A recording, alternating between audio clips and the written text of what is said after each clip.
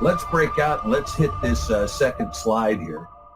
And let's begin with a little bit of view, right? So in Bereshith, Genesis, chapter 6, there's a narrative that has been created that has an enduring controversy that's been lasting for thousands of years now. And there are two possible positions. One, the view which states that the Ben Elohiym, or the Beni Elohim, the sons of God, as it's interpreted in English, came from the godly line of Seth. Or two, the other position is that the sons of God were in fact the fallen angels or the fallen watchers. Now, the term watcher is used in Daniel to describe these angels.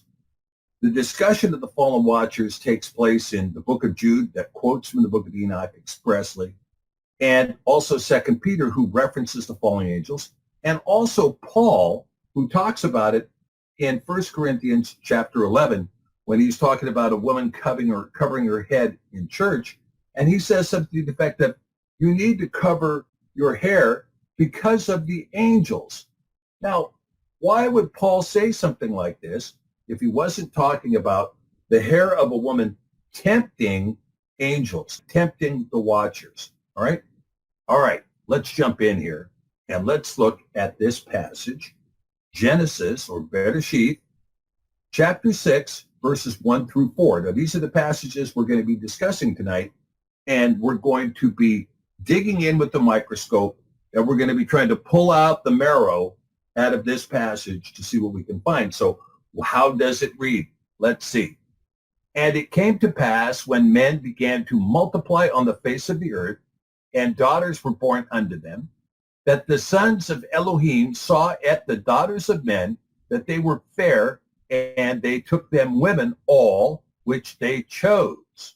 And Yahweh said, my Ruach shall not always strive with man, for that he also is flesh, yet his days shall be 120 years.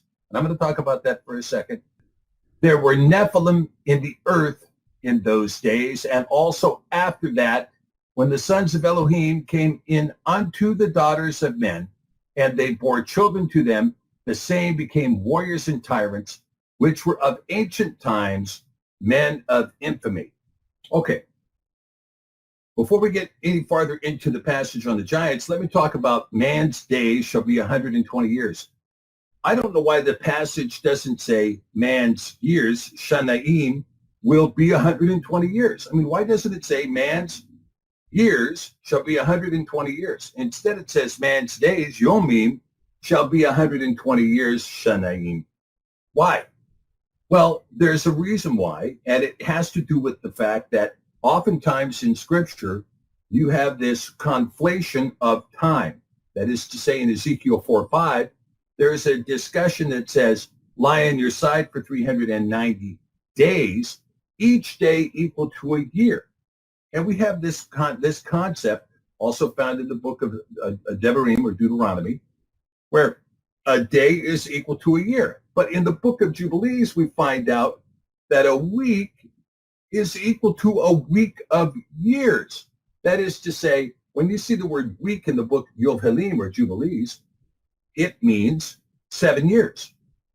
So when it says that Adam and Hua, or Adam and Eve, were in the garden for exactly 7 weeks, that's 7 weeks of years. They were in the garden for 49 years. Now, in this case, in this particular passage, I think there's a macro explanation for Genesis 6:3, and you might want to, highlight this in your scripture. This is an important scripture. And it is this, that man's days, all of man's days on earth shall be 120 years. Now, he's talking about mankind here, not just a man, and he's not talking about a lifespan of a man. He's talking about the age of man. That is to say, the age of man in its fallen condition. If he means 120 Jubilee years, suddenly we're discussing 120 times 50 years, which gives us 6,000 years. Man's days shall be 6,000 years. Man's days shall be 120 Jubilee years. And this factoring of the Jubilee years over 120 Jubilee years to give us 6,000 is totally consistent with the menorah telling us that 6 days you shall work and the seventh day you shall rest, each day equaling 1,000 years, as Kepa, or Peter, says about Yah. To Yah, each day is of 1,000 years. And so if we have 6 days of work and then the seventh day is a day of rest, that day of rest is described in the book of Kiseon as the millennial reign, the millennial reign.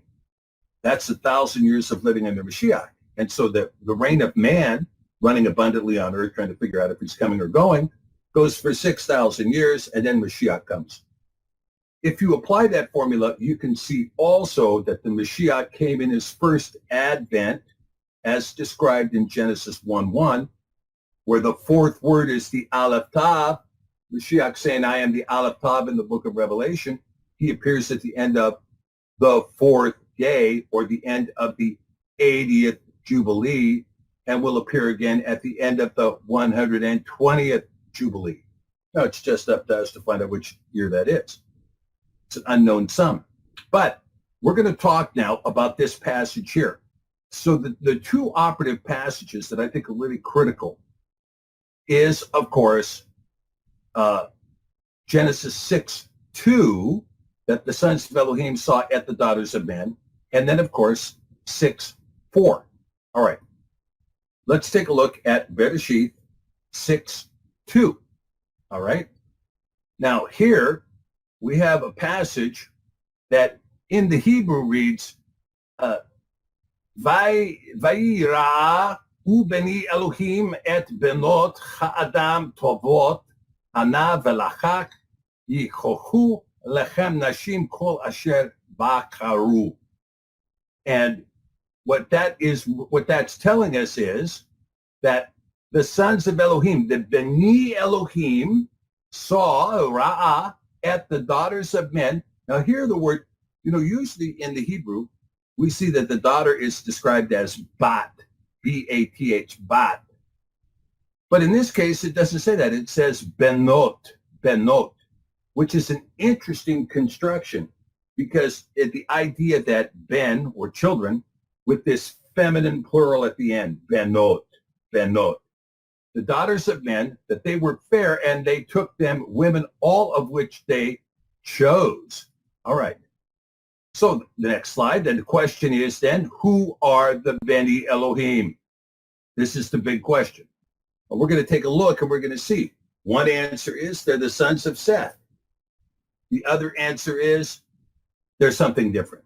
He said something about extraterrestrials in the opening, and I'm not sure that they're extraterrestrials, okay?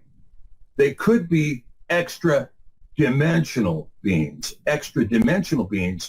crossing over from the second heaven into the first heaven, which is here on earth. Paul talks about three heavens, right? And he talks about how he ascended to the third heaven. But in between there, and there's discussion about where these fallen watchers may lie.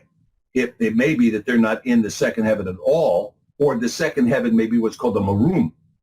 It's possible that they're in one of these places. But if they're in that kind of a situation, you're talking about a cross-dimensional being rather than an extraterrestrial. Now, there's a difference because, of course, in one, you have this concept that they came from another planet, or they came from another solar system, or they came from another galaxy, a galaxy far, far away, something like this, right? As compared to the idea that the watchers were here, present, but lingering in a dimension that we can't perceive. This idea of Elohim, right? We have the sons of Elohim, the Beni Elohim. But Zechariah Sitchin's taught, and the History Channel reiterates, that Elohim is a plural word meaning gods. Therefore, when you look at Genesis 1:1, Bereshith 1:1, Bereshith, bara Elohim, et hashamayim ve'et charetz. When you look at that, you see this Elohim in there. The quick construction is, the gods created the heavens and the earth. Well, that's a rudimentary understanding of the Hebrew and does not correctly reflect what's going on, and it's not a well thought out position. And to say that these aliens came to earth and then seeded with some subprimate and created human beings which are somehow less than these Elohiym. That's not what Paul says. Paul says we will come to judge the angels, right? Paul says we will come to judge the angels. David says, ye are Elohiym. Mashiach says in the Gospels, haven't you read, ye are Elohiym, right? This is what's in the Gospels. So when you see these kinds of remarks, to try to say, oh yeah, the Elohiym were these space aliens, disregards a whole raft of scripture and disregards the truth of the statement. Now, there is some disinformation that's floating around right now. And again, I'm going to call it disinformation because the information is being brought forward by someone who does not have a conspicuous confession of faith in the Messiah. And I mean, I'm just going to tell you, I look for two things really in someone, which is, do you have a conspicuous confession of faith? That is, do you bear the testimony of Yahushua HaMashiach, which is the spirit of prophecy? And are you guarding his commandments? If these two things are absent in a prophet's voice or in a prophet's teaching or in a teacher's teaching or in a leader's teaching, if those two things are absent, then I have a question concerning the validity of the worldview that's being brought forward.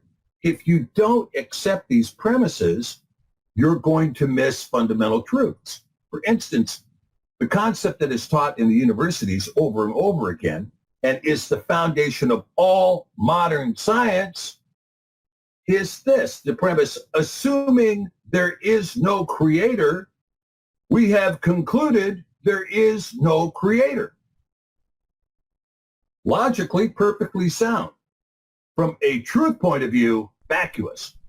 And so if somebody is holding the assumption there is no Mashiach, or we're waiting for the Mashiach to come because he hasn't been here yet, well, I don't trust that person's prophecy at all.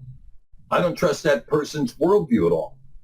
But right now, there is a proposition going on that NASA has revealed photographs of Giza, of the Giza Plateau, which shows emerging Hebrew writing that has been emerging since 1996 in the plateau, pointing to the return of Abba or Elohiym, who looks like a long-skulled alien.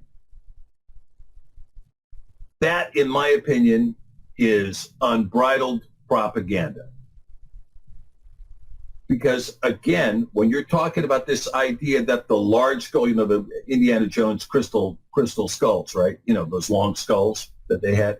You're talking about them saying these guys were the creators of mankind on Earth, and that, we're just some cross between them with the long skulls and the primates like chimpanzees on the Earth, and that we're some in-between point. I don't believe that's true. Not even for a second do I believe that's true. I believe that what's going on here is a manipulation that is preparing the world for what is going to appear as an antichrist, which very likely is going to be one of these Nephilim, okay?